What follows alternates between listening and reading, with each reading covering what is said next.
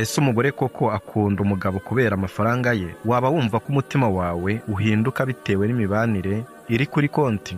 Oya, amafaranga atagira uburemere bw'umutima ni ubusa bwambaye zahabu. Kandi abagore nyabo bifuza ikintu kirenze amafaranga, bifuza imbaraga, kubaho ubwe mu buryo bwuzuye n'ituze ry'umugabo. Nk'uko Marcus Aurelius yigeze kubivuga, ntukomeze gushwana ku byo umugabo mwiza akwiriye kuba. Rero turakuraho urwobo rw'ibinyoma, tukwereka ibintu 6 abagore bakunda by'ibanga kuruta amafaranga uyu munsi. Ikintu cya mbere ni ukuba uhagaze neza, immovable presence. Umugore yumva ubwitange bwawe mbere yuko yumva ikiganza cyawe. Ni umudendezo uri hagati y'amagambo yawe, ituze riri mu maso yawe.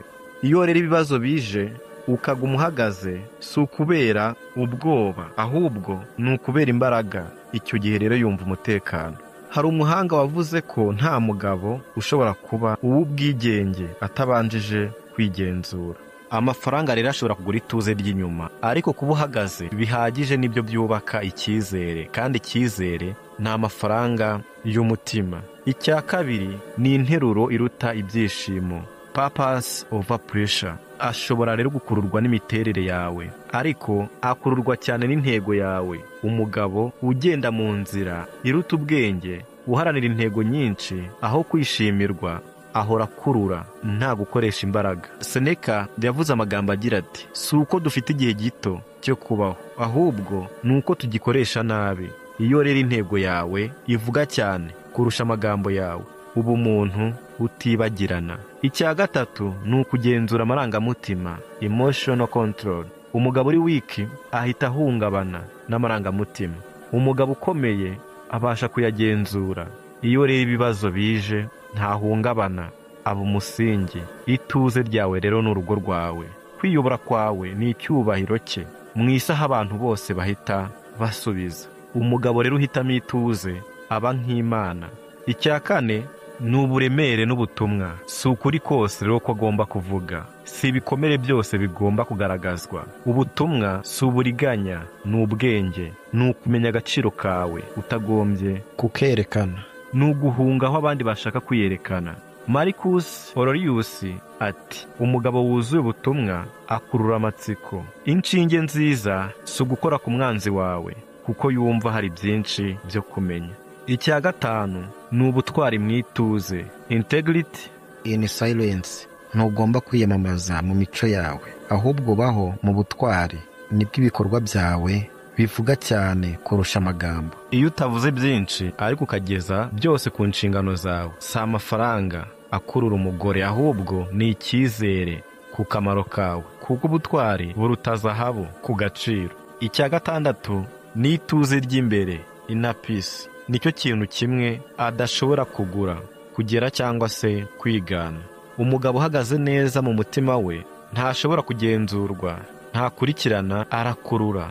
Ntusaba icyubahiro, ahubwo urabigaragaza. Nk'uko abantu b'abahanga babigaragaza, umutima utekanye ni imbaraga nyakuri. Wibuke rero, amafaranga agenda isura yayo ihinduka, ariko kuba uhagaze neza, intego n'ituze, ibyo ngibyo bihoraho, biraramba. Uba umugabo rero udashobora kugurwa, kuko umugabo udashobora kugurwa ntashobora kwibagirana. Niba witeguye rero kubaka ubukire bw'imbere aho gushaka kwemeza abandi, andika muri komenti uti challenge accepted.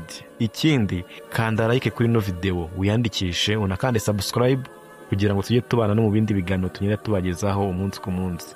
Umugore rero ashobora gukururwa n'imiterere yawe cyangwa se uburyo ugaragara, ariko akururwa cyane n'intego yawe. Umugabo aba agomba kugendera ku ntego ziruta ubwe, uharanira ikintu kinini kuruta gushimisha abandi cyangwa se gushaka kwemerwa. Aba umuntu wihariye udashobora kwibagirana. Intego ni ituma ubuzima bwawe buba bufite agaciro kandi gakurura abantu, nta gukoresha imbaraga. Iyo ntego yawe ivuze cyane kurusha amagambo yawe, uba uri umugabo w'agaciro. Kandi umugore yumva atekanye kandi yubashywe neza. rero nk'uko nabivuze si uko dufite igihe gito cyo kubaho, ahubwo ni uko tugikoresha nabi. Intego ikomeye iruta isura nziza cyangwa se amafaranga.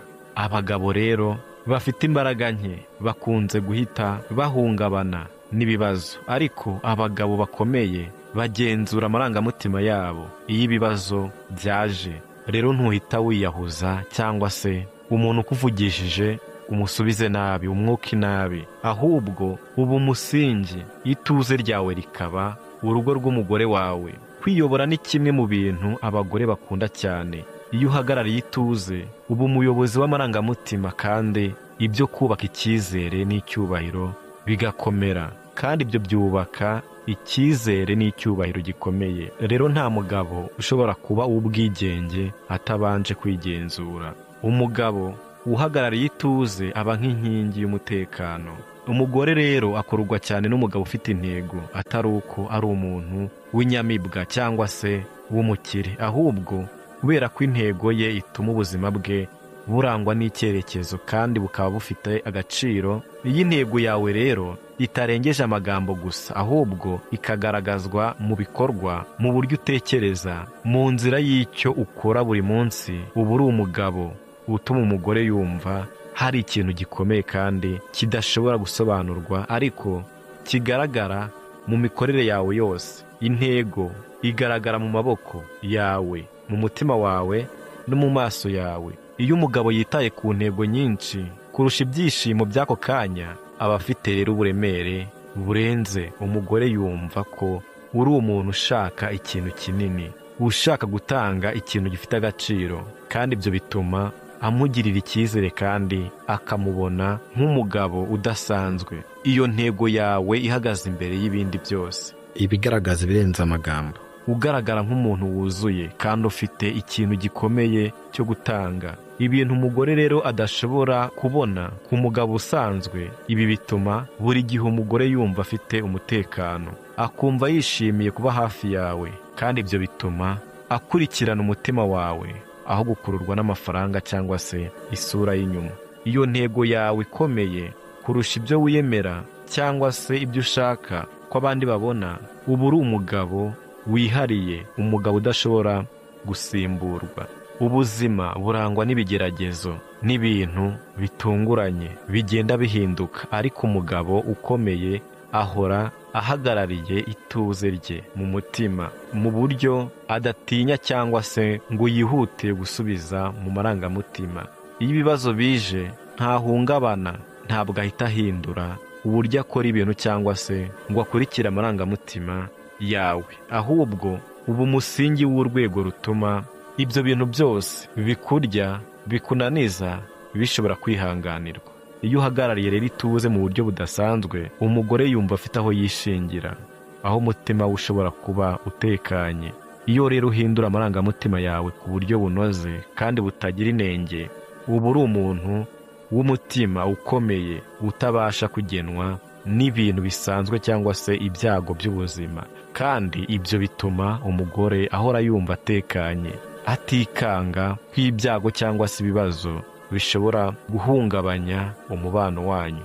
Ituze ryawe rero rituma ibintu byose bigenda neza, nubwo ibihe byaba bibi cyangwa se ibintu byose byahindutse. Umutima wawe uba nk'inkingi idasubira inyuma, ikomeye kandi itabasha gukurwa ku murongo. Iyo uhagarariye ituze ryawe, umugore yumva ari hafi y'umugabo udashobora guhungabana, umugabo udasubiza buri kintu mu marangamutima gusa, umugabo rero w'umunyembaraga w'icyizere n'ituze ridashira. Ubuzima burimo byinshi bitavugwa, byinshi biba mu mutima kandi bigahoraho ku buryo bitavugwa ku munwa, ariko bigaragara mu buryo utekereza, mu bikorwa byawe no mu mutima wawe. Uburemere n'ubutumwa ntabwo ari ibintu byo kwiyemera cyangwa se kwihambiriza ku byo wifitemo, ahubwo ni ubushobozi bwo kumenya agaciro kawe, kubana n'ibyago n'imbaraga zose ukabigenzura mu mutuzo.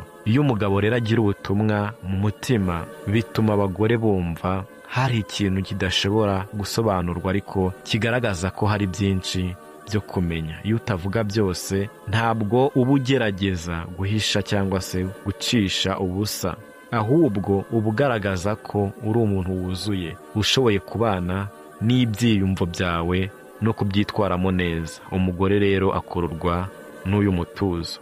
Ni umurongo wihariye wo gutekana, ni umurongo wihariye wo gushyirira hamwe byose icyarimwe, kandi ibyo bituma yumva ari hafi y'umugabo w'icyubahiro n'icyizere, atari uwo kugengwa n'ibihe cyangwa se ibyifuzo by'ako kanya. Iyo rero uhorana ubwo buremere uba uri umugabo udasanzwe, umugabo w'icyubahiro kidashira, kandi ibyo ngibyo bituma umugore adashobora kwibagirwa uwo uriwe nubwo igihe gihita cyangwa se ibintu bigahinduka. Ubutwari ntibugaragarira mu magambo cyangwa mu byo uvuze gusa, ahubwo bigaragara mu buryo ubyitwaramo, mu bikorwa byawe no mu buryo wubahiriza ibyo wemeye. Ntugomba rero kwiyamamaza, ntugomba gushaka ko abandi bakumenya cyangwa se bakumenyesha, bakakumenyekanisha ko uri umuntu w'agaciro.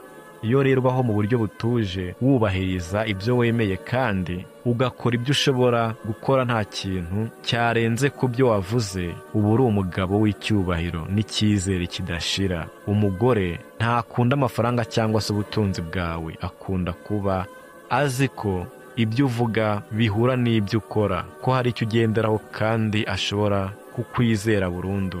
Ubutwari mu mutuzo ni uburyo bwo kubaho utagombye guhora ugaragaza ibyo ukora cyangwa se guharanira ko abandi babimenya, ahubwo ukabikora ku buryo buhoraho kandi bwubaka icyizere n'icyubahiro. Iyo rero uba umugabo ubayeho mu buryo butuje, ukora ibyo ushoboye, ukuzuza inshingano zawe kandi ukabikora mu buryo butuje, uba uri umuntu udashobora kwibagirwa, umuntu w'icyubahiro kidashira. Kandi ibyo bituma umugore agukunda, akagukurikirana, akifuza guhamana nawe cyangwa se kugumana nawe mu mutima wawe, aho gukururwa n'inyungu z'ako kanya cyangwa se isura y'inyuma. Hari ibintu rero umugabo adashobora kugura, adashobora kugeraho mu buryo bworoshye kandi adashobora kwigana. Ituze ry'imbere ni ikintu cy'ingenzi kuruta byose, kuko umuntu uzi ituze ryiwe ntiyashobora kugenzurwa n'ibihe, ibyago cyangwa se ibyo abandi batekereza ko bikomeye. Iyo umutima wawe uhagaze neza kandi ukaba utekanye, ntushaka kwishimisha cyangwa se gushimisha abandi ngo ugaragaze ko uri umuntu w'agaciro, ahubwo uba uri uwo guhumuriza abandi no guharanira icyiza, utababazwa n'amafaranga, isura cyangwa se icyubahiro cy'inyuma. Iyo rero uba umuntu utekanye imbere, ntiwikururire ibyo abandi batekereza cyangwa se uko bashobora kugufata ibyishimo byawe, ituze ryawe no kumva wuzuye birenze iby'amafaranga cyangwa se ibindi bintu bihenze. Iyo rero ugira ituze ry'imbere, uba umugabo w'icyubahiro n'icyizere kidashira, kandi icyo ni cyo kintu umugore aba ashaka ku mugabo. Iyo umuntu rero ahagaze neza mu mutima, ntahindurwa n'ibintu byo hanze, aba umuntu ushobora gukurura abandi nta gukora cyane, kuko urumuri rwawe ruba rukwiriye, rumurika, rutuma rero abandi bashaka kuba hafi yawe, bakagukurikirana n'imitima yabo, bakumva bafite umutekano, icyizere n'ituze ridashira. Ituze ry'imbere rituma rero abantu bose bakureba, babona ko uri umuntu wihariye, wubaha ibitekerezo bye, wita ku nshingano ze kandi utekereza mbere yo gukora. Ni imbaraga nyakuri, ikintu gikomeye kurusha amafaranga, kurusha isura, kurusha ibindi byose umuntu ashobora kugira. Iyo rero uri umuntu utekanye imbere, uba uri umugabo udashobora kugurwa, kandi ibyo bituma umugore adashobora kwibagirwa uwo uriwe. Ituze ry'imbere ni isoko y'ububasha bwawe, kandi rituma uba umugabo wihariye w'icyubahiro n'icyizere kidashira. Umuntu wese rero yumva ari hafi ye ashaka kumenya kurushaho. Iyo uhuje byose, kuba uhagaze neza, intego ihamye, kugenzura amarangamutima, uburemere n'ubutumwa, ubutwari, mu mutuzo n'ituze ry'imbere, uba uri umugabo wuzuye w'icyubahiro n'icyizere, umuntu udashobora kugurwa, kugwa cyangwa se kwibagirana. Kandi ibyo byose ni byo umugore yifuza kuri buri mugabo wese. Ibyo byose rero hamwe bituma uba umugabo udashobora kugira ikintu cyose kimuhutaza, kandi umuntu uwo ari we wese aramwubaha, akanogera abantu, akanogera imitima y'abamureba.